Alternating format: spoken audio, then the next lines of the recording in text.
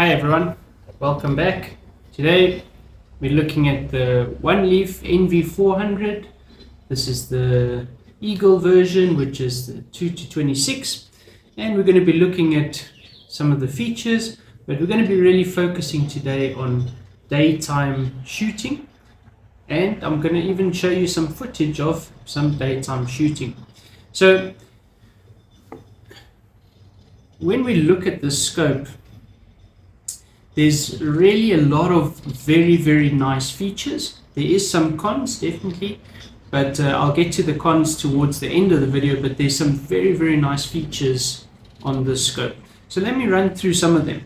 The first one that I really like is that on your reticles you've got 7 different options when it comes to reticles. And that means that you can choose a different reticle for whatever purpose is going to suit your needs. And you can also choose it in different colors: black, white, red, green. So this really gives you quite a bit of options in terms of reticles, and I really like that function or that feature. The second thing that I like is the OneShot Zero. So it has a OneShot Zero whereby it will give you a red cross and a white cross. So you take your shot, you have your aim point, you take the shot.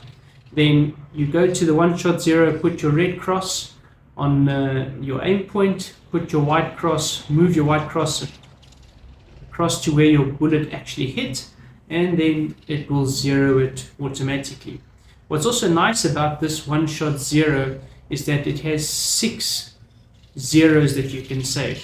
So you can basically save a zero for each of the pellets that you like to use, or you can save a zero at different ranges that you would like to use. For today, I do not have the rangefinder on here. I also do not have the illuminator, and I'm going to get into more detail of those in later videos.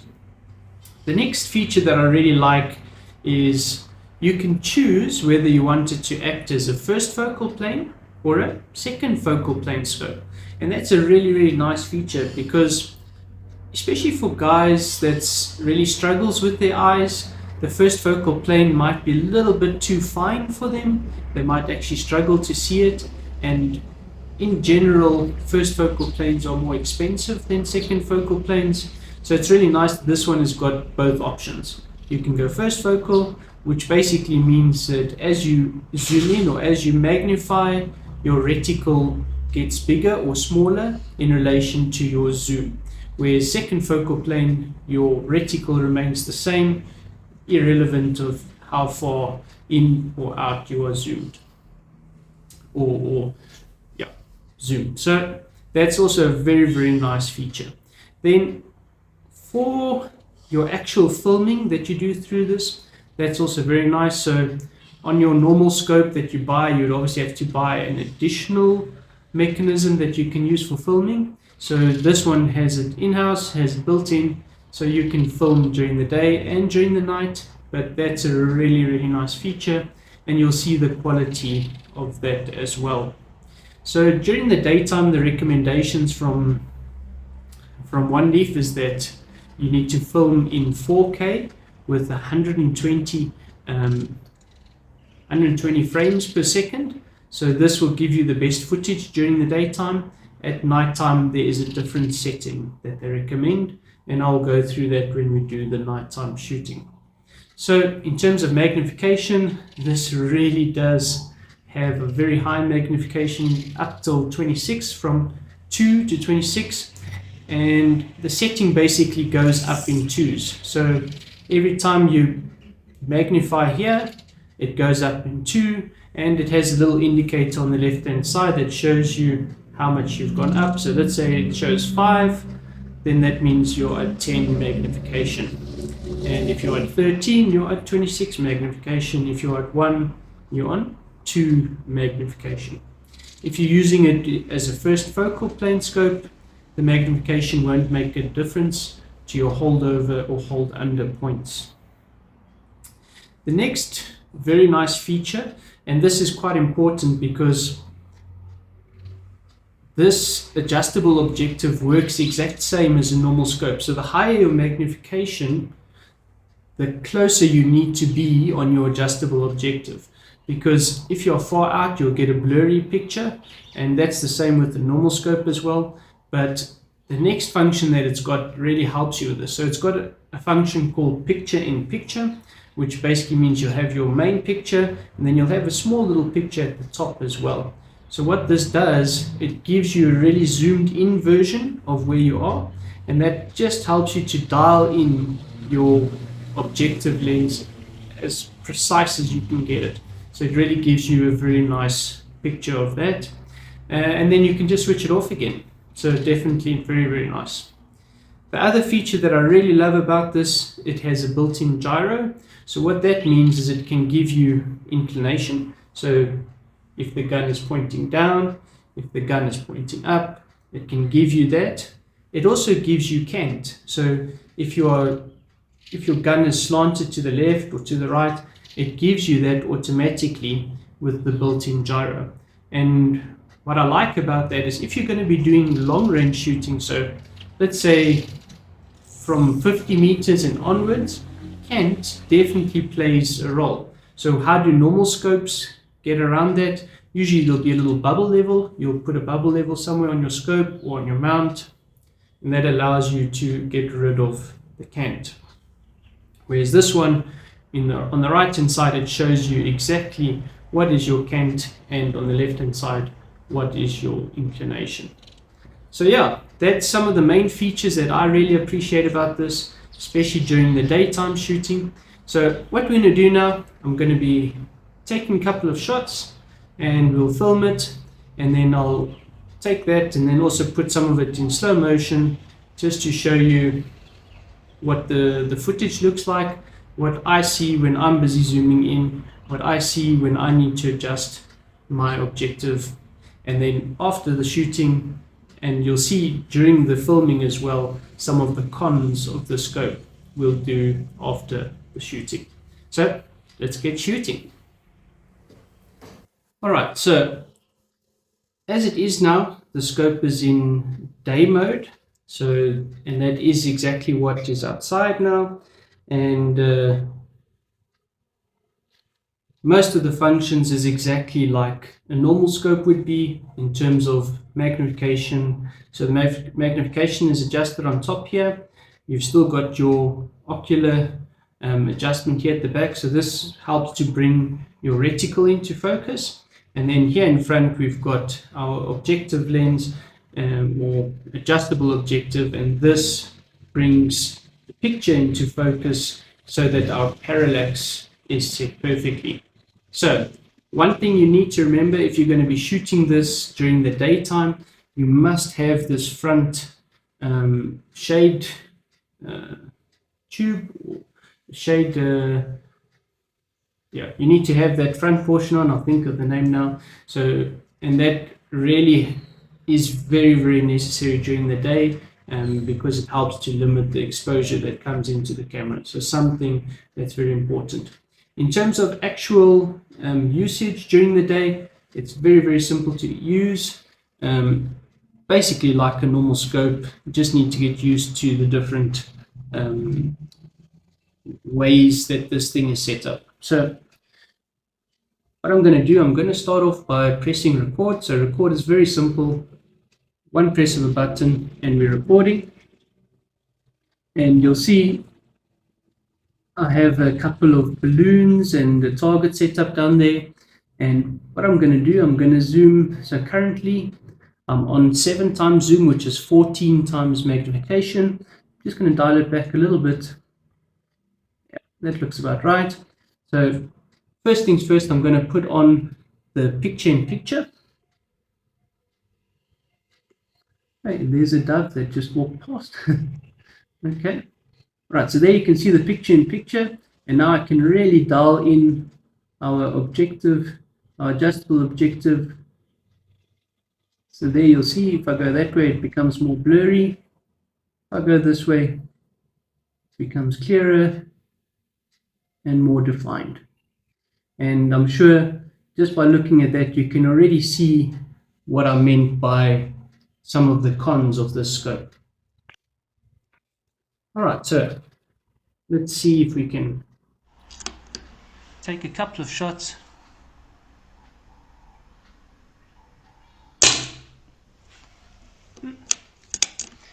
Let's just take 3 shots. This is going to give us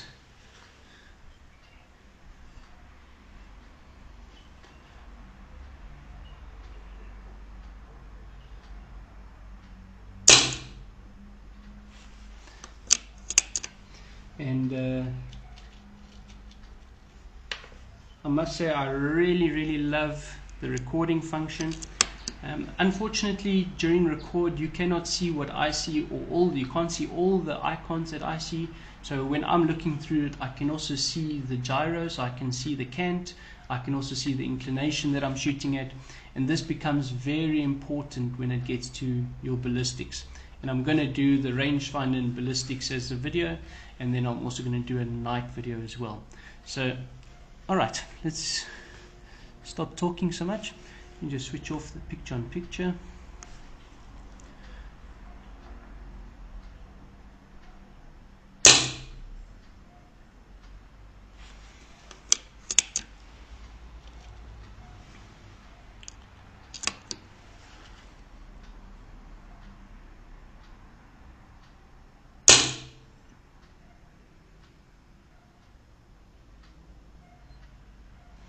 Alright, so I think that gives you a very nice indication to record, and to stop recording is really just the press of a button.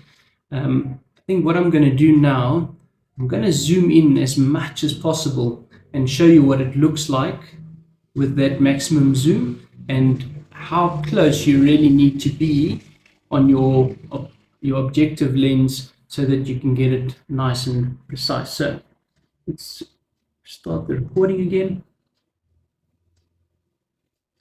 and let's zoom in to 26 times zoom, and you'll see 26 times zoom is like super zoomed in.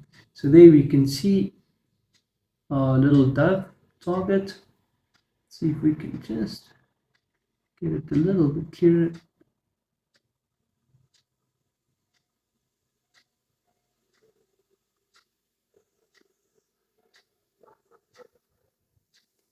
That looks to be about as clear as we're going to get it. And as you can see, the image is not 100% perfect, and on a plane or a normal scope you'd probably get a clearer image at this high magnification. At the lower ranges of magnification it's not so clear, but also because of the high or the bright sunlight outside, that also makes this quite a challenge. So, and that is one of the cons that we'll be getting to soon. So let's take a quick shot here at maximum zoom.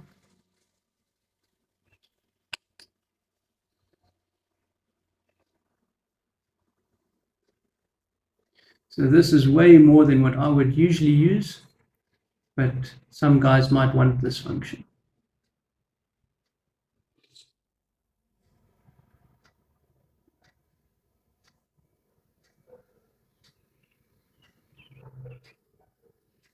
All right, so there you have it.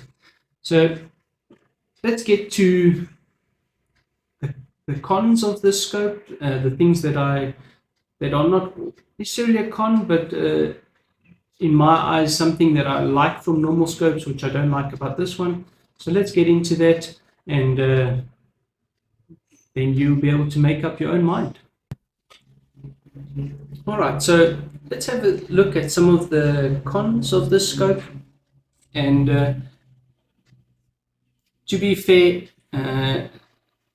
looking at these cons, they are nitpicking to a degree. As well, I love this scope. I think it's a brilliant piece of kit. However, there is some things that is not going to be for everyone. So the first thing is the OneShot Zero.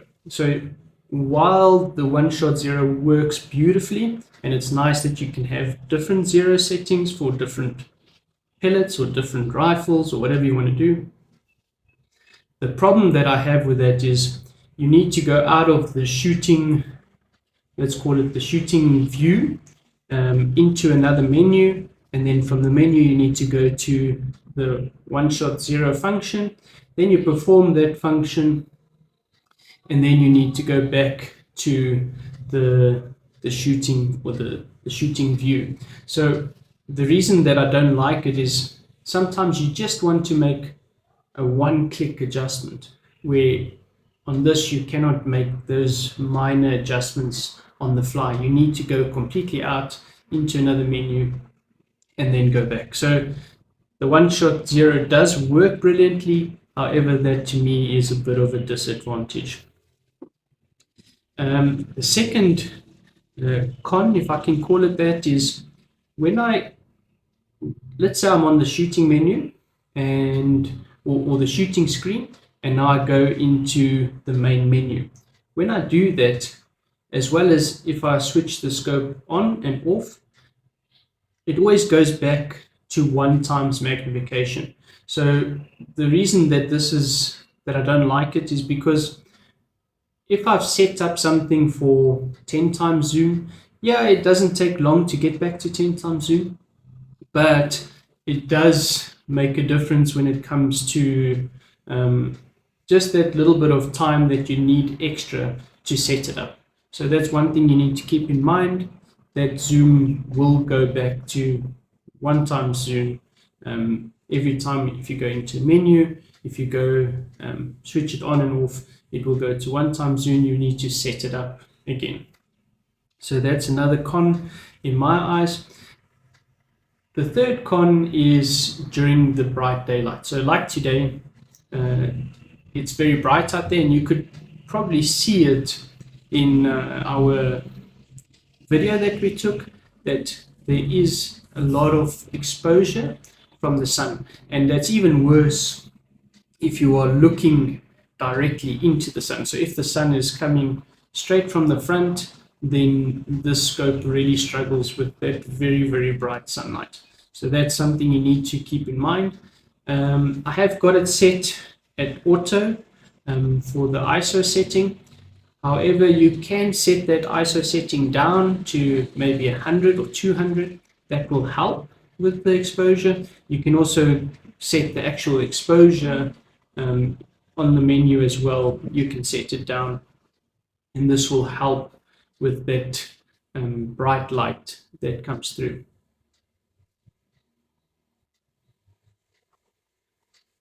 But obviously this is going to be a disadvantage. Even on cameras, this is the same thing. So basically, because this is a camera inside a scope, it's still going to be exposed to that disadvantage. The fourth con, and this is now really being full of nonsense from my side, but something that I think the hunters might want to know about, is the startup time. So if I, let's say I find something that I want to shoot, and so now I'm going to start up. So